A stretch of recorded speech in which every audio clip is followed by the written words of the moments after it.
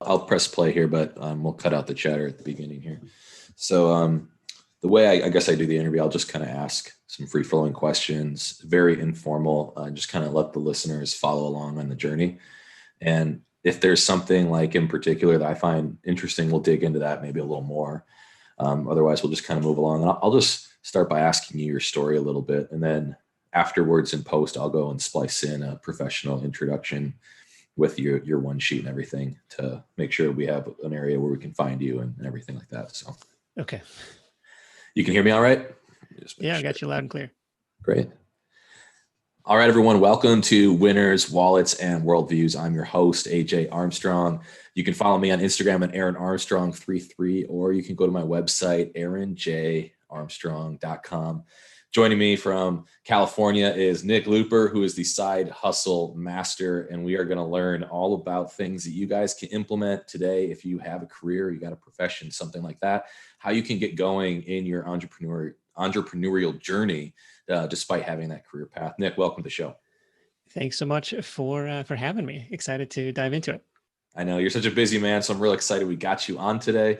But I wanted to just, ask, I want to ask you what got it all started for you. Like, where did this start? The idea of entrepreneurship, is this something that followed you from childhood, or is this something that you just fell into?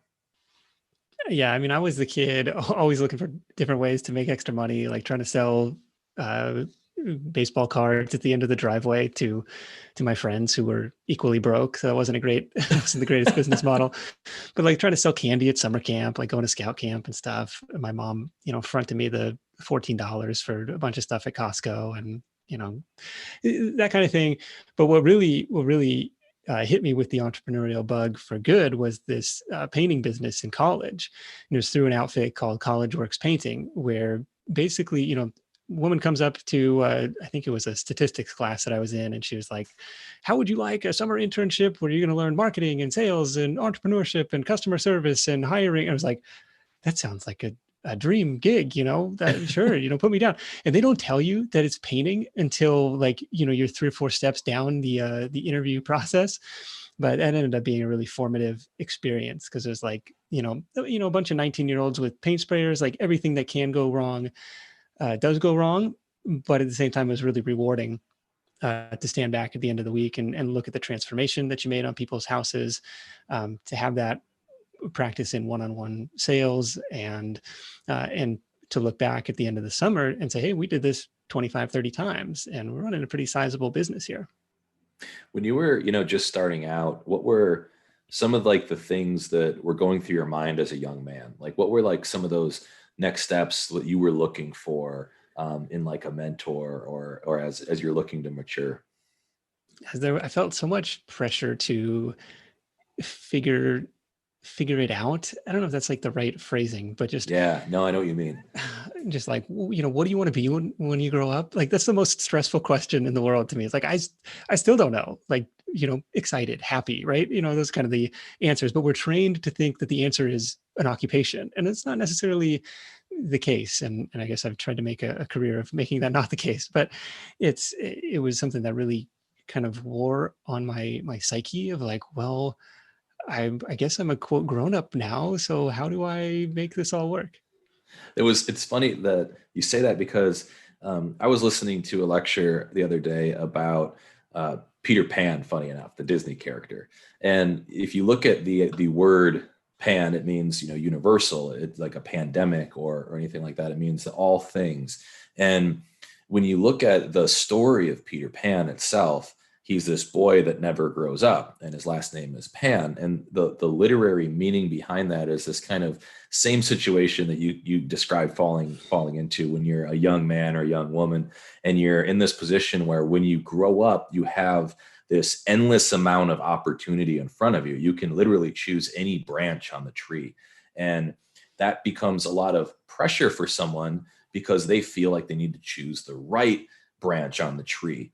And that's kind of the symbolism in that story in a lot of ways, is that dilemma that you face as someone that never wants to grow up.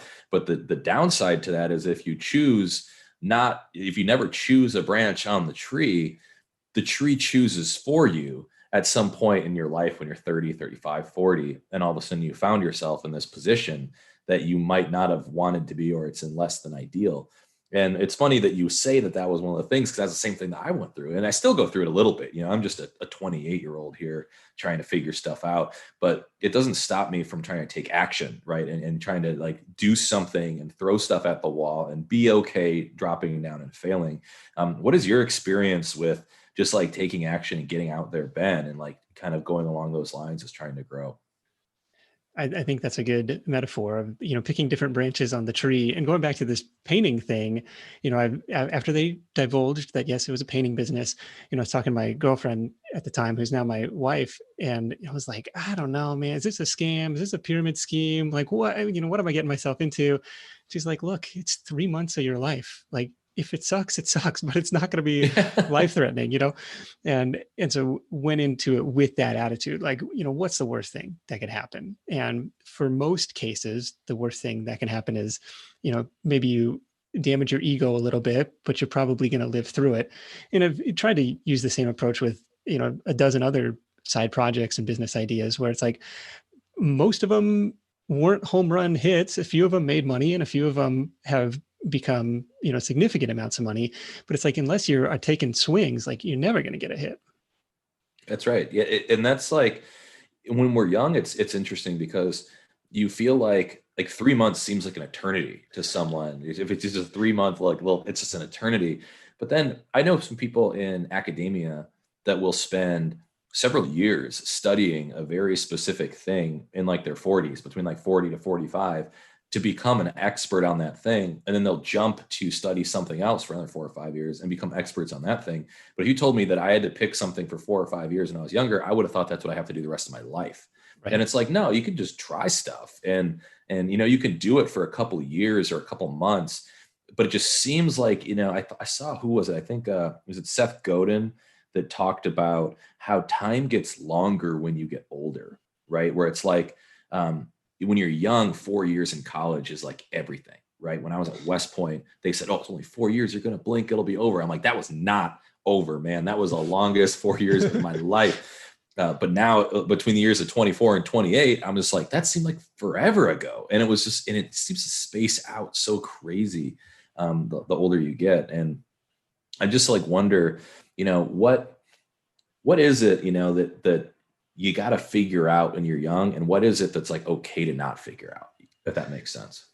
Yeah, I don't know if I have all the answers to this, but you've got all the answers today. One thing that, and we joke about this because this will sound like super romantic, but one thing that was helpful to figure out was like, who do you want to be with? Who do you want to, spend your life with? And right. That's like, my girlfriend, wife, we've been together since, like, I want to say sophomore year of high school. So it's been forever. And we have this kind of like shared experience of having grown up together. And that's not for everyone. Like, if you're listening to this, it's probably, that high school sweetheart stage has probably passed. But that was one thing that was helpful, and that, saved countless hours and countless dollars, like in our 20s, like on the dating market.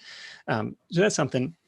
But what you don't need to figure out is just like this question of, what do you want to be when you grow up? It's finding, well, we found instead, and this is backed up by research from Dan Pink and Cal Newport, is like, you don't need to, figure out what you're passionate about. You need to figure out something that you can tolerate doing long enough to get good at. And then you find that the passion follows.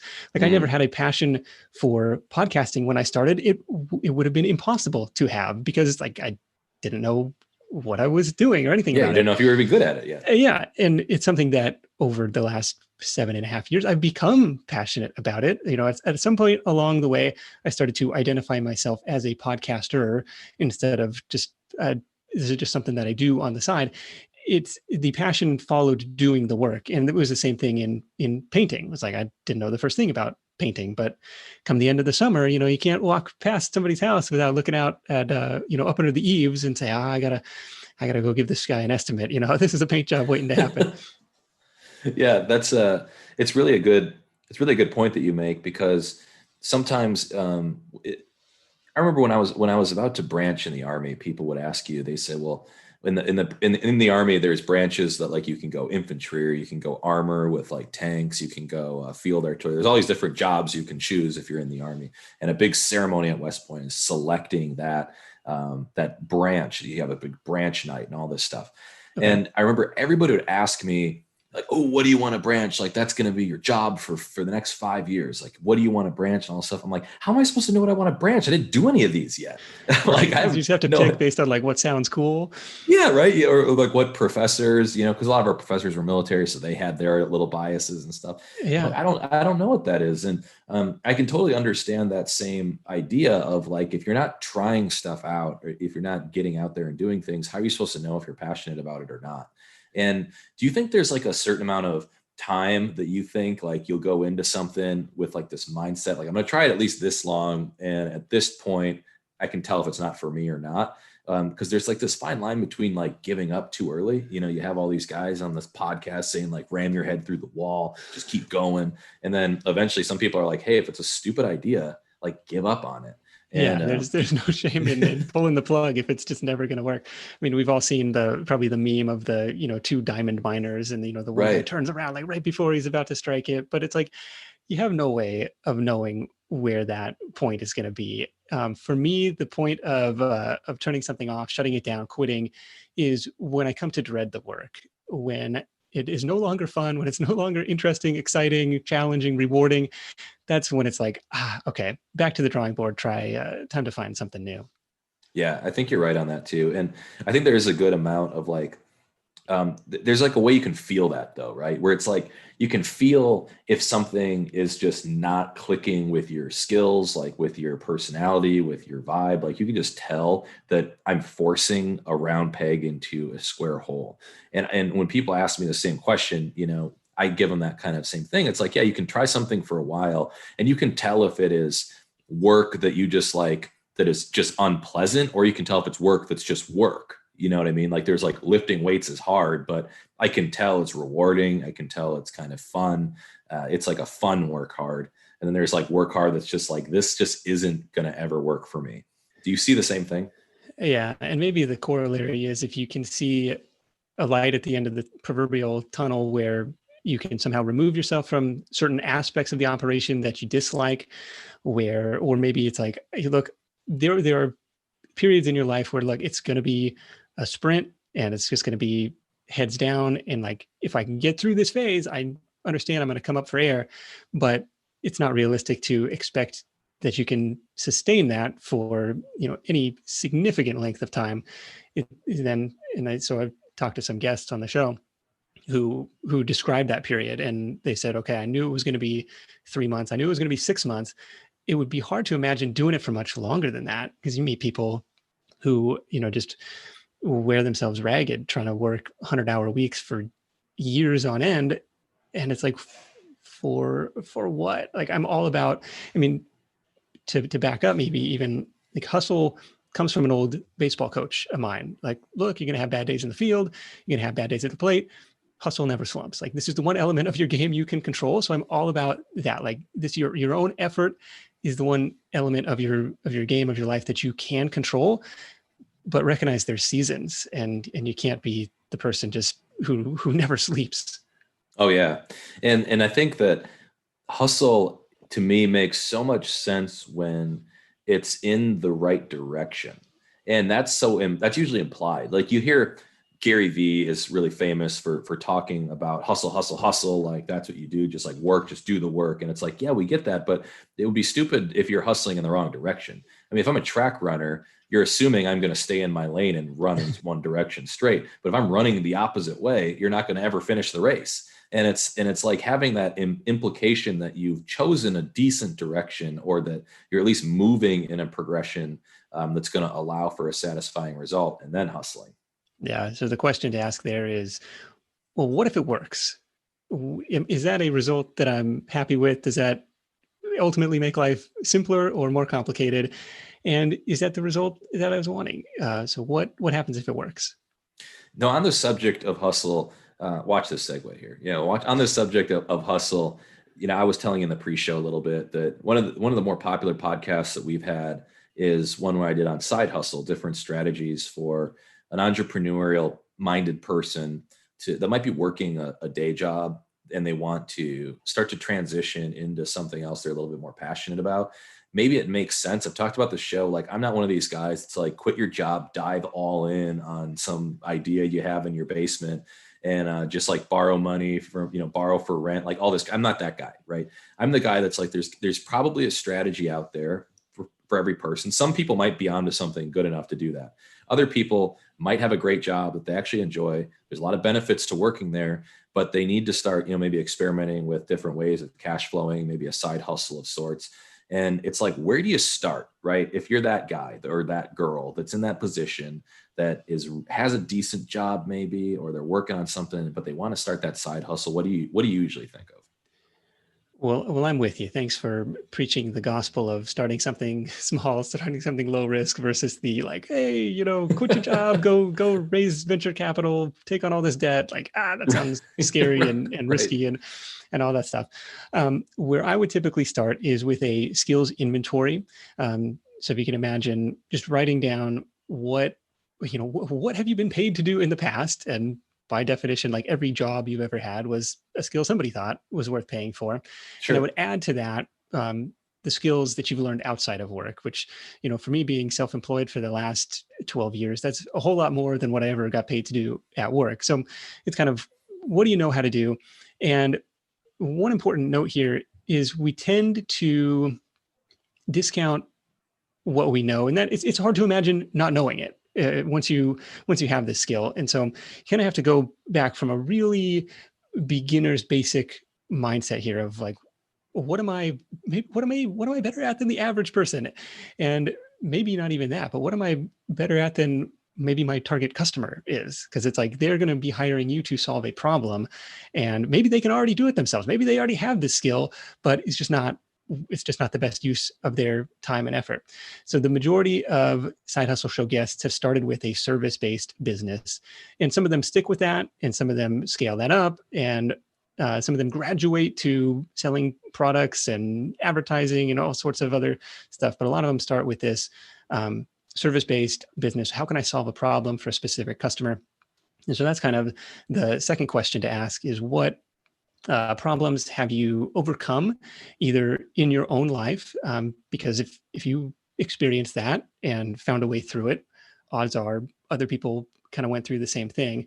Or you can think of, okay, is there a particular type of customer that I would like, that I could foresee myself liking working with, and how can I figure out what pains or problems they have, and then craft a solution for that. And if it doesn't align, and you may find through these conversations that their problems don't line up with a skill that you have, but that doesn't mean it's game over. That now your role switches to playing matchmaker. Like, how can I connect you with somebody else, or how can I set myself up as maybe the middleman or the broker for this type of deal? Like, I had a guest who started a cleaning business, and he was doing like 60 grand a month within his first couple years, but it was not about him doing the work. He never cleaned a toilet, never mopped the floor, never did any of that, because he was like, you know what? There are people who are far better cleaners than me. I can go hire them. And meanwhile, I'll play marketing and admin and customer support. And I feel like I could do those roles better than the competition. Yeah, there's two really good things that you mentioned there. The first was, you said about a skills inventory.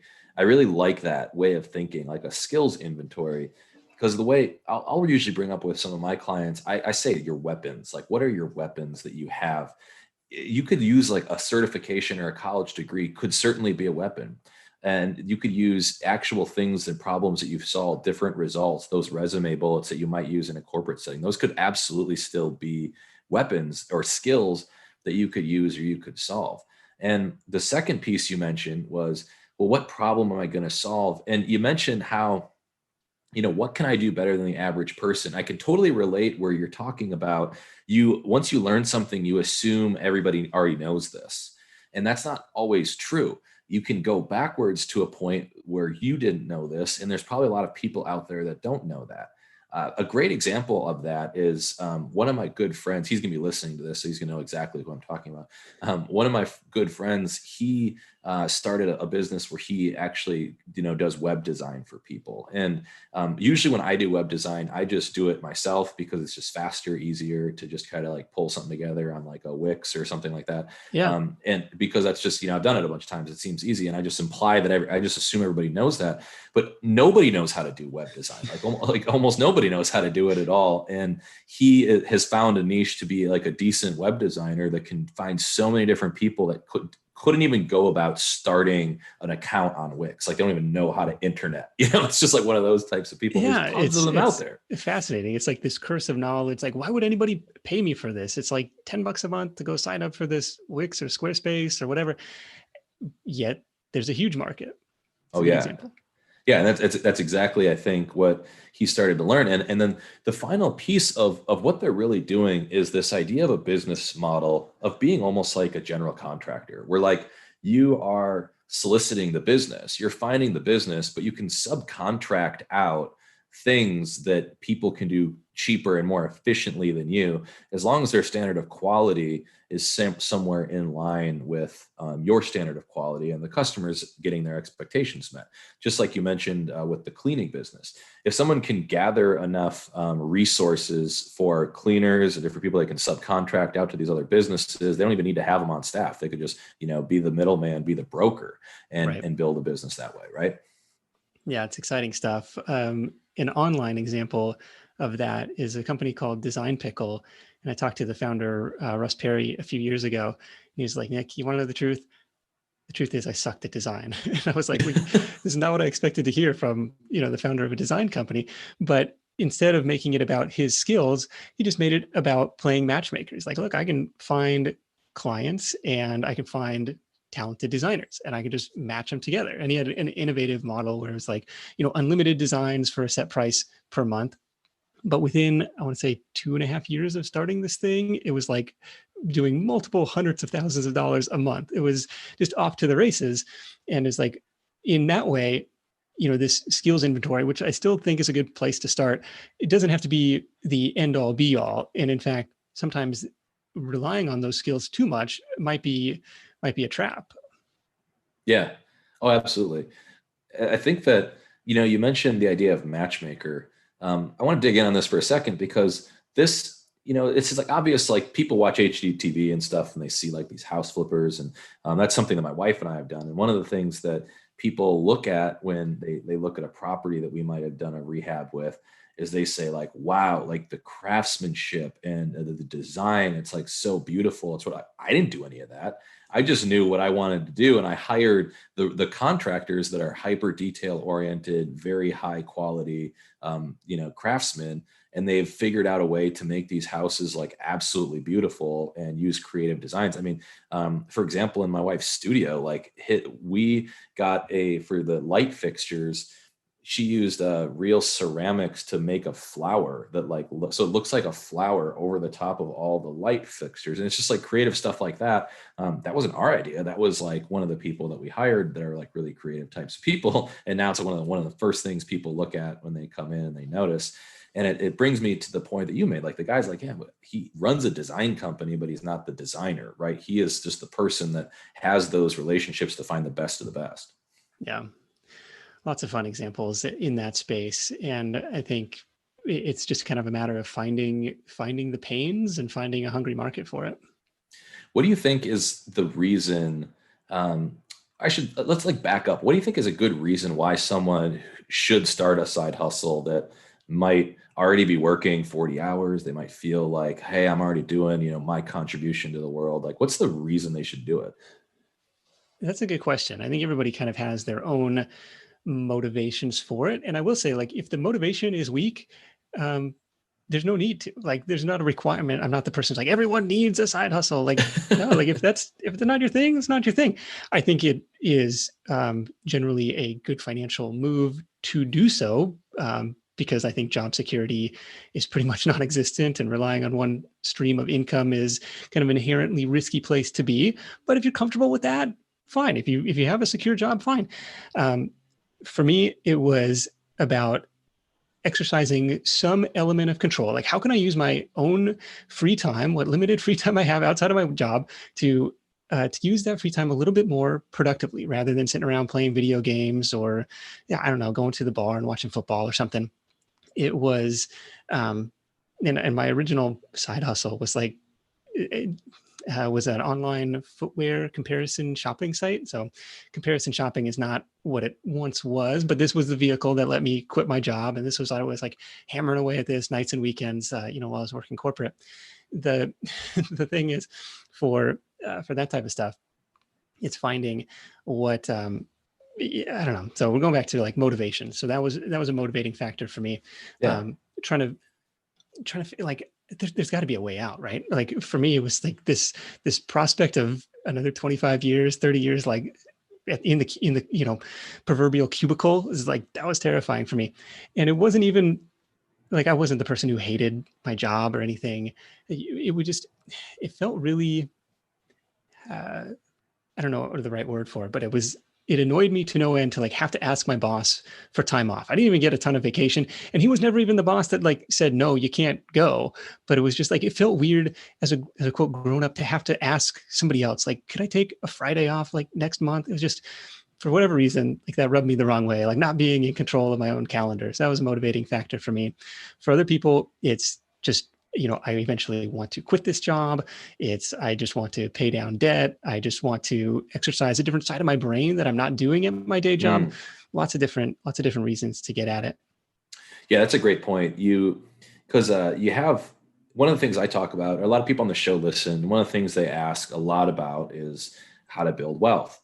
And most of the books and financial literature you read that have audited self-made millionaires find that there's 7 streams of income that usually is required to become a millionaire. That can be in lots of different avenues.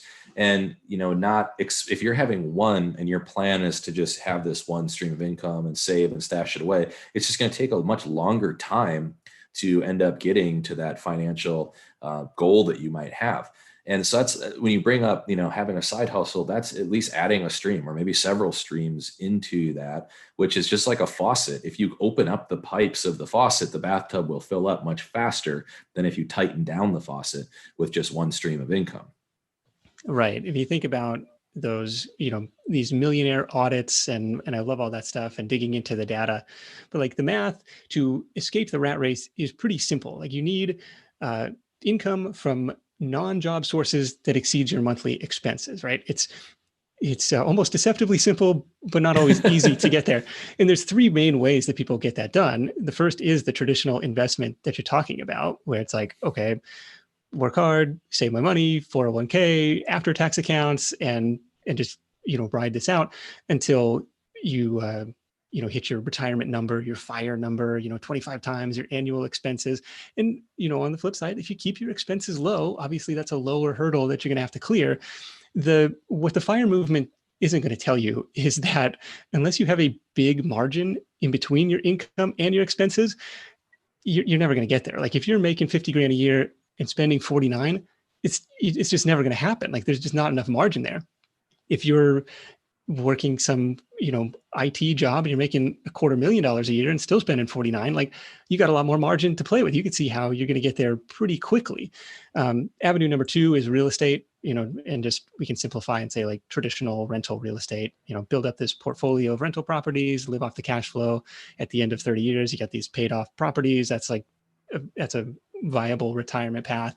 And then the third is entrepreneurship. Like how can I accelerate this path, through my own business? Yeah. And I've talked about what you're talking about here in kind of like 3 different ways. Like there's things you can do like with your time, and there's also things you can do without your time. So like if, things that can make money, there's passive income that would at least generate cash flow without your time. But then there's also compounding interest. That'd be like your investment model that you described.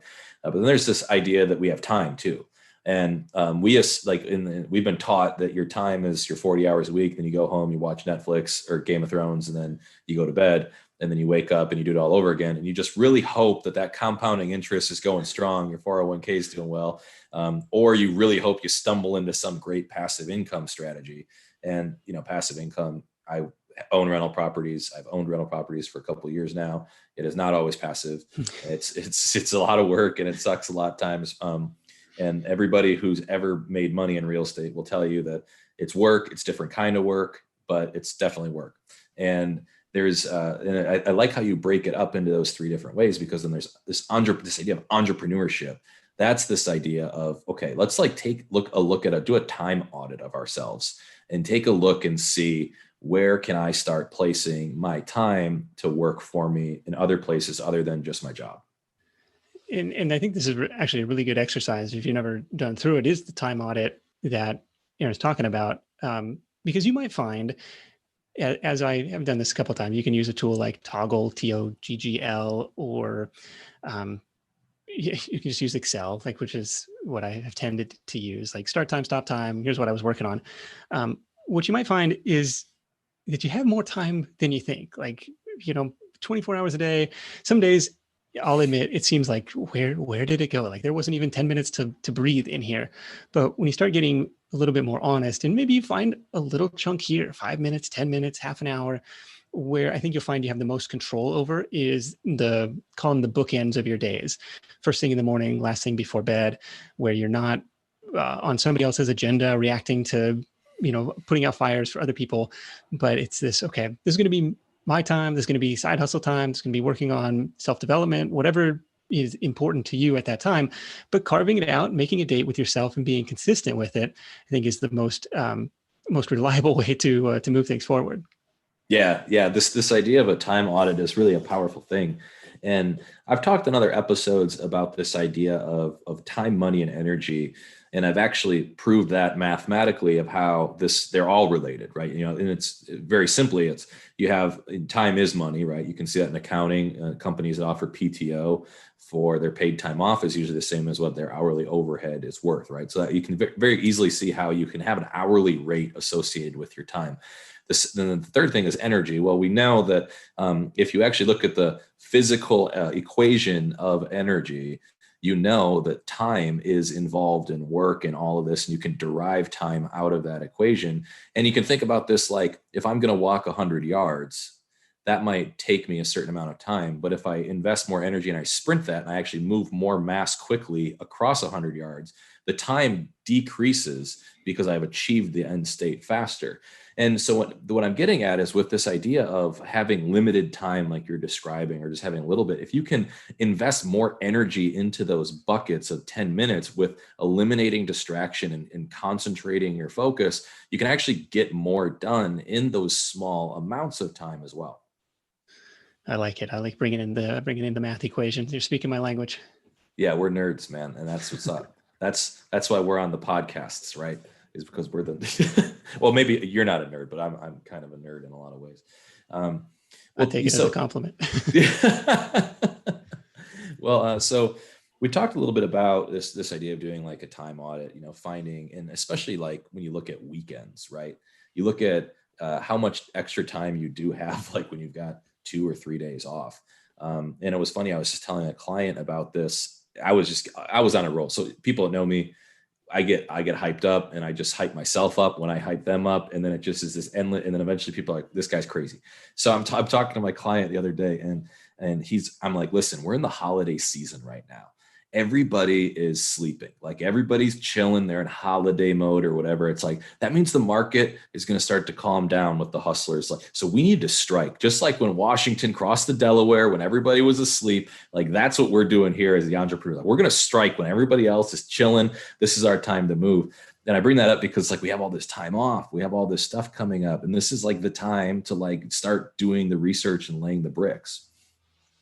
Yeah, I like that. I tend to see a spike in interest around January 1st, like New Year's resolutions. Like, this is the year I'm finally going to start my business. But I like your take. It's like, no, you get a head start on all those people if you just start now. That's exactly it. Like, look, why don't we start now? Like, you can get all this stuff out of the way. You don't have to gain the 15 pounds over Christmas if you just start right now. Like, you start like you're way ahead of everybody else. But anyway, we digress. We're talking side hustles today. And I wanted to see like, so there's obviously a motivation. There's this financial motivation that we talked about. There's also this path to freedom that you kind of described, which is like, there's like, if I have this path where I have to work every day a certain amount of time until I'm 59 and a half years old and I can start touching on that Roth, that's like this way we were taught to think. But adding a side hustle also can allow us to see an exit possibly. Yeah, I mean, that was the exit for me. It was 3 years of nights and weekends before I felt comfortable giving my notice at work. And before I did, I wanted to see a track record of revenue that at least covered my monthly expenses. I don't think it was fully replacing my day job salary at that time, but I was confident with an extra 40, 50 hours a week to dedicate to it, how it could get there and beyond, which is exactly what ended up happening.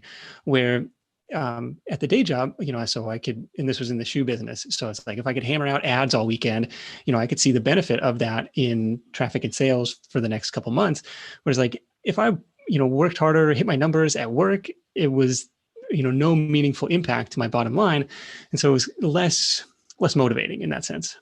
Yeah, you had more control over your outcome as an entrepreneur when you could see that progress. What is your suggestion for people that, I find that being an entrepreneur can be hard in a lot of ways, because sometimes you're in a position where you're doing some work, but you don't really see the result of that right away. And it can almost be masked in a way that seems like this is unproductive work. What has been like your way of figuring out how to go through that? Oh man, I'm so guilty of this. Just doing stuff because it's rewarding to check it off the list without ever questioning, did this matter? Like, what would have happened if I didn't do this? Definitely guilty of that. What I have found helpful is to work in near-term goals, rather than 12-month goals or anything. Like, set a short-term project-based sprint, and for me, that's usually a 4-week period where, okay, this is what I want to get done. I think with dedicated effort, I think I can get there in 4 weeks, and every day kind of tracking progress toward that. Like, here's the most important thing that needs to happen. Maybe, because you're never going to have this, magical, uninterrupted 56-hour block of time to like really crank it out, but you can kind of reverse engineer the steps that are going to be necessary to get there into their smallest manageable chunks. And if you can make progress on those every day, start chipping away at it, all of a sudden at the end of the 4 weeks, you can kind of see some results from that. So that's kind of a way to make what may not, day to day, you may not see the results or see the impact of it, but you can kind of see what you're working towards, what you're chipping away at. Yeah. And it's funny that you say that, because like, in corporate, you see, like, I worked with engineers, and engineers are notorious for, well, how much time we got? It's like, well, you got unlimited time. And they're like, well, then we're going to take unlimited time to just sit here and tweak and polish and do all this different stuff. And it's just, that personality is hilarious. But then when I see someone like you, this like entrepreneur, what you're doing is you're carefully balancing the amount of resources and energy, and you're balancing with how much detail is enough detail to put into this, but we also got to keep making strides and making progress and going forward, and riding like almost the most efficient path to a result. Tell me about, like, when you're looking at how you do your work, do you find yourself getting caught in too many details that bog you down, or do you find yourself cutting corners, or how do you make that balance and ride that line of efficient work? I don't know if I'm the best person for this, because I do probably get bogged down in the details more than maybe I should at this point. But man, I don't know. That's still something I'm working on. You're the engineer polishing off making the tweaks nonstop. Yeah, there is something about a deadline. There's a saying that I used to use in school. It's like, well, if it weren't for the last minute, a lot of stuff wouldn't get done. And I feel like that's true, especially if you're finding yourself on the side hustle sidelines. Give yourself a deadline. Give yourself some constraints, because you find that creativity, or rather constraint breeds creativity, rather than like, what business should I start? And it's like, if I had to make $1,000 by next week, what would I do? Like, all of a sudden it becomes concrete, it becomes real. And like, okay, I got to get off the sidelines and get into the game here. Funny, I just interviewed a guy who started a 2-week challenge with his buddy to, put up an Etsy shop and see who can make the most sales. And 6 months later, like he clearly won this challenge. 6 months later, he's doing like thousands of dollars a day in these random like custom pet portraits, print on demand, like Photoshop work. It's like they're brilliant looking paintings, and it's all, print on demand, fulfillment, worldwide shipping. It's like, that's nuts. And it all started because like, hey, what are we going to get done in the next 2 weeks? Let's go. That's a good point. And having those timelines and deadlines comes back to kind of your idea of having goals or short-term goals or sprints. It gives you at least these things to shoot for and allows you to gauge your progress in a lot of ways. Because I'm like, I will pause you because like for years I kind of struggled with this because I never had that 56-hour block of time to tackle this like next project that was always kind of on the back burner. It would sit on my paper, like to-do list for weeks or months at a time. And it was demotivating. Like, there's something else staring me in the face that I didn't get done, but trying to block it out into the smallest actionable steps, and then time blocking on the calendar. Okay, here is the dedicated time. And in my case, that's usually like Thursday afternoons.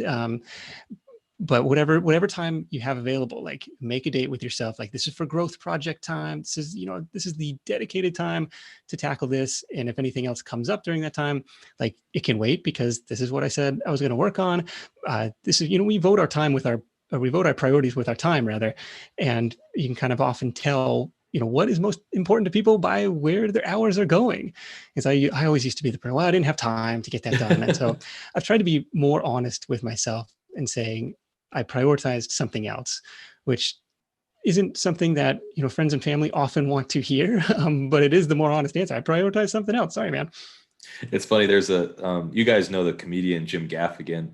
He's the Hot Pocket guy. I don't know, millennial yes. Shout out, but he made that joke too. He's like, I'm surprised that like running late for stuff isn't more insulting to people. It's like, why were you late? It's like, I just couldn't get myself to get up. Like, it's just like stuff like that. It's exactly your point. It's this idea that, what are your time priorities? And people just take, a lot of people that get really upset when you're late. It's like, you're not prioritizing them because you had some other prior commitment.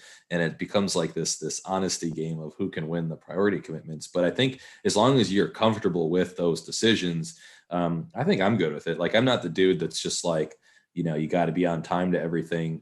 I tend to be on time to most of the things I do because that's just, the military just does that to you until you get, so there's being in football, if you're late to your meeting, you have to run up and down the field, like with 2 footballs in your hands and then drop to the 5-yard line. And then your elbows are bleeding. Like you eventually just, okay, I'll just be on time. It's easier this way. Yeah. But I can understand that like people that have commitments that are bigger and have stuff going on, that totally makes sense. I want to bring back the conversation to that other piece. So we talked about side hustle as having this idea of another stream of income or streams of income. We talked about it could be this path, this exit plan for you to kind of start doing something. But the third one, this was I really enjoyed, is you said maybe it's accessing a different part of your brain. And that is really a cool idea because I think a lot of people can totally relate to that. Like, for example, with me, working, in engineering or doing like financial analysis for small businesses, like you're just like in this right, this right brain, left brain, like paradox. And then I like to play guitar. Like, so it's like, yeah. I have these like different ways to where I can express it, and I'll go to nonprofit gigs all around the state and I'll play guitar for people. I play in our church band, and it's just like, it's maybe a side hustle. I don't know. It's not really there to make money, but it's this idea of like, I have an avenue to experiment with this different part of my soul. Yeah, I think that is important. And it's the same thing. Like I took Spanish in high school, and the only reason I was in this class was because it was like a college entry requirement. And I was like, this is the dumbest thing in the world. Everybody speaks English. Like that was my attitude going into it. Found out like, oh, I really like this stuff. Like, this is really cool. Like, it tapped into this other part of my brain. And, now, I'm trying to teach the kids all these Spanish words and stuff. It's like, I don't know, that's something that's really rewarding. No side hustle element to that, although it does make traveling to Spanish speaking countries more fun. Like you can read the signs and be like, oh, that's how they translate that. That's fun. Another example is like my wife's side hustle is photography. and she's an engineer by trade, which there's some elements of creativity and problem solving there too, but it's nothing like the artistic work of framing shots and all the stuff that goes with running a photography business. And so I think there's something to that, where just because you're trained as a left or right brained type of person to say like that's all you can do with all your hours in the day, that's probably doing yourself a disservice, because it's fun to do both. Yeah. And I think that I believe in, like, one of the reasons of having this podcast when I first started was this: if you look at my cover art, it's like half my face is this wild bearded man, the other half is like all clean cut. And it's kind of that idea that, like, I think that we should look to both. We should look to experiment with both sides of our brain, because I think that there's a lot of analytical people that are really creative in some ways. There's a lot of creative people that require a lot of analytical ability if they want to do anything with that creativity, because there's so many people that they run into the starving artists because they just don't have the discipline, they don't have the focus, they don't have the analytical ability to figure out how to make that talent work for them. It's just this, like, they're just in this like delusion of a world of creative land. And I think that there's so much value in having balance. I remember when I first was aspiring to be an author when I was like 18, I was sitting in this author panel somewhere. I think it was in New Jersey. And I was talking to one of the authors, and she was this creative writer, and she was an engineer. I was like, how does that make sense? Like, you think engineer, you're like, you can't be a creative writer. And she's like, actually, I think it's way better, because you know a lot about like the industry of engineering that you can draw on for like making your writing way more realistic.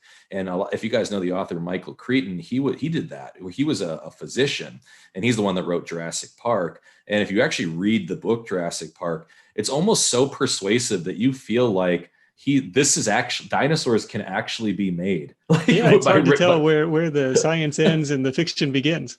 I know. And it's an example that, like, yeah, analytical people bringing in creative sides of it, almost, it's like the complement of the two is, I think, where people should strive to be. What are your thoughts? Yeah, it's another example was Andy Weir, who wrote The Martian. Same thing. Like, I think he's a physicist by trade, and so it's like, yeah, drawing on all the science to make a cool, compelling story. I like it. Yeah, like Chris Nolan with Tenet, the movie that just came out. If you guys haven't seen it, I won't spoil it, but it's like the way it's filmed is like mathematical, with like time travel and the amount of like actual physics that went into studying that film. I mean, it's just crazy. But anyway, I interrupted.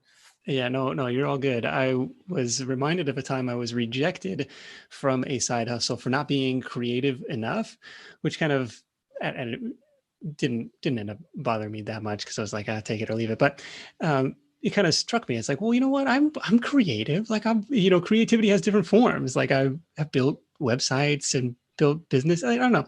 So just because if you are that, analytical type of person, this engineering type of person, like, creativity manifests itself in a lot of different ways. So don't allow yourself to be pigeonholed into thinking like, look, I'm not creative. It's the same thing. Like, you ask a bunch of, first graders, how many kids are in here are an artist, right? And, the entire room of hands shoots up. But you ask the same question in fifth grade, and you might get like, me, we stamp it out of people. And I don't think that's worthwhile. I agree. And I think I do critique to the opposite side of that. Like, a lot of these like artists and musicians I know, I was explaining to one of my friends, he's a great musician. I was like, a lot of the musicians that become famous aren't really that good of musicians. Like, for example, Bruce Springsteen is not a very great guitar player. He just had the right tools and strategy to become a great guitar player, and was good enough at guitar to be able to rock and roll. But if you look at like the style of his solos and stuff, they're actually quite simple in a lot of the way he plays, and he makes a lot of mistakes when he plays and records. So it's like this idea of having the right recipe for success, about having this right blend of analytical and creative, and being able to apply those skills in the right time. Well, Nick, I know we're running up on our time together, but I wanted to at least reach out to you. And I know like we could go so deep into the side hustle universe and all the different strategies. There's tons of different strategies out there that people can, implore into their lives in a lot of different ways. But what's a way that people can, get more of this from you, or get in contact with you and stay connected? You bet. Well, of course, would love to have you tune into the Side Hustle Show. My cover art is not as cool as Aaron's. It's not a split screen of my face or anything like that. But hundreds. I was gonna say my producer has been making fun of me for that cover art for the last 3 years. So. But no, seriously, hundreds of side hustle ideas in the archives there. We love to reverse engineer kind of the tools and tactics that people used to build up their businesses. It's a ton of fun. If you're looking for a text version, you just to kind of peruse what options might be available, sidehustlenation.com/ideas is a good place to start. That's my constantly updated laundry list of ways to make extra money that you can start today. Awesome. Well, Nick, thank you so much for taking the time today. I want to give you the last word on any advice for people listening today of that you've noticed that they can use and take away to be successful. Oh, advice. One of the big things for me that has really helped me kind of get over the fear of starting new projects is to put on the metaphorical lab coat and think like a scientist. Just because hey, if a test tube blows up in her face in the lab, it's not like, oh, I failed. It's like, okay, I learned something and I'll try something different the next time. So I think that experimenter's mindset really helps lessen the sting of the inevitable missteps and failures along the way. Kind of gives yourself permission to take action without necessarily knowing the outcome in advance. I love that. I absolutely love that metaphor of an experiment. Like, let's look at this as this has multiple outcomes. This could go a lot of different ways, but let's embrace the results, just like an experiment where we hypothesize, but we also don't know what that could turn into. Absolutely love it. Nick, thank you so much for coming on the show. You guys are listening to Winners, Wallets, and Worldviews podcast. Winners, we feature people crushing it in life. Wallets, we talk personal finance, money, real estate. And Worldviews, we talk about my faith, values, and other things that drive individuals to high levels of success in the world. You can listen to this podcast, aaronjarmstrong.com, or you can always find me and follow along with me on Instagram, Aaron Armstrong 33. Be somebody.